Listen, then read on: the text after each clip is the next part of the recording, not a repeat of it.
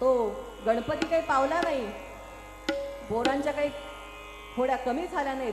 शेवटी असं झालं, सगळ्यांच्या मते ठरलं की कृष्णासह सगळ्या पोरांना शेतात पाठवायचं, जंगलात पाठवायचं.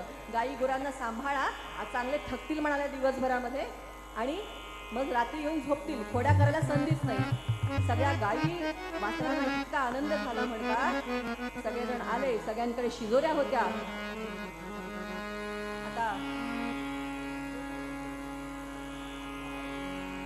सगळ्या शेवटी सगळेजण आले, शिदोऱ्या बांधल्या गेल्या. शिदोऱ्या कुठे म्हणे, एका उंच झाडावर बांधल्या गेल्या. सगळ्यांचा तो एकत्रपणे शिदोरींचा काला करून वर बांधला गेला.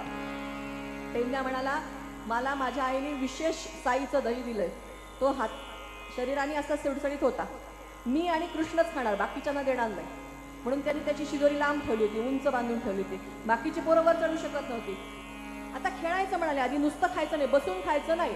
ठीक आहे म्हणाले, चला असं म्हणून सगळ्यांनी खेळणं सुरू केलं. एक चिठ्ठी घेतली, त्याच्यावर थुंकी लावली. उन्हाळी पावसाळी, पहिल्यांदा मुली की मुलं, सगळ्यात पहिल्यांदा मुलींनी डाव जिंकला. खेळ खेळण्या आला मुरारी यमुना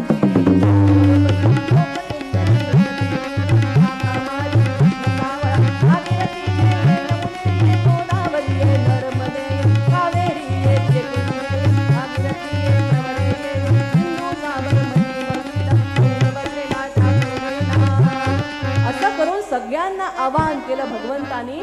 खेळ सुरू झाले. सगळ्यात पहिल्यांदा बायकांचे खेळ, फुगडी. राधा कृष्ण जय कुंज विहारी मुरलीधर गोवर्धनहारी.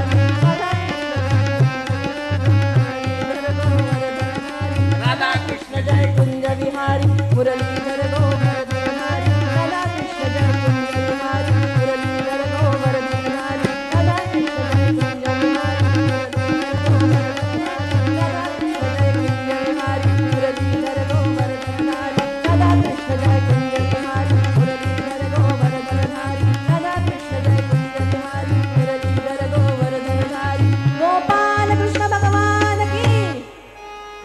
सगळ्यांना मुलं आणि मुली. आता हे सगळे अगदी आपले गुरुबंधू आहेत, त्यामुळे सगळ्यांनी मनसोक्त आनंद घ्या. राधा कृष्ण जय कुंज विहारी